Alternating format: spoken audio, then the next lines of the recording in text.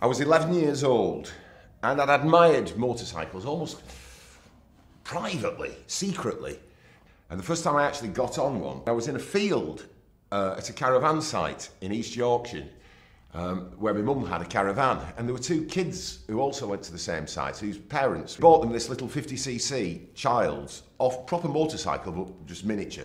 And they had it in this field, and there was a group of us standing watching them ride it round and round and round, and I was too shy and too proud to ask for a go myself. But eventually one of these kids said to me, "Do you want to go?" And I got on it, and that was the start of a lifelong passion. My two passions of music and motorcycles very nearly wrecked my A-levels and ruined the chances of going to Leeds University, because two of those heroes made very unexpected, very unlikely comebacks. They chose to do them in the middle of my A-levels. Mike Hailwood, who was, in many people's view, the greatest motorcycle racer of all time, who'd retired from bike racing at the end of the 1967 season.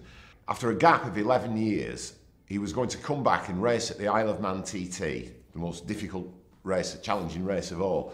And the other one, it was also announced in the January, February of 1978, Bob Dylan was coming to do a UK tour for the first time, or UK dates, for the first time since his hugely controversial electric tour of 1966. So a gap of 12 years. And of course, I'd been too young to see him in 66.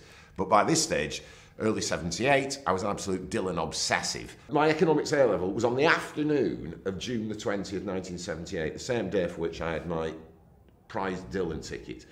And the other one, Hailwood's return to the Isle of Man, came somewhere in the middle of that, whatever it was, 10 days fortnight, over which your A-level exams were stretched. When he came down off the mountain on the last lap on his big 864 Ducati and he came past us, it was just like a washing line of flapping programmes all the way around. And I looked around and there was just like grown men crying.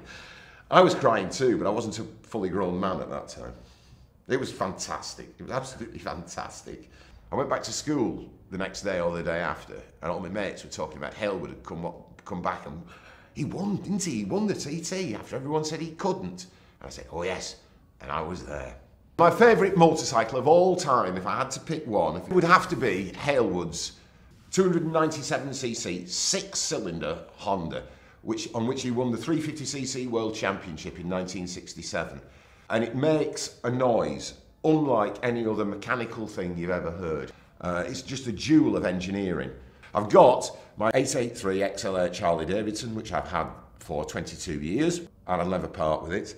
And I've got my very first motorcycle, which was a Harley Davidson mini bike that they made very briefly, just for 2 years in the mid-1970s. And I've got a really trick Honda monkey bike. I love monkey bikes. They're great fun.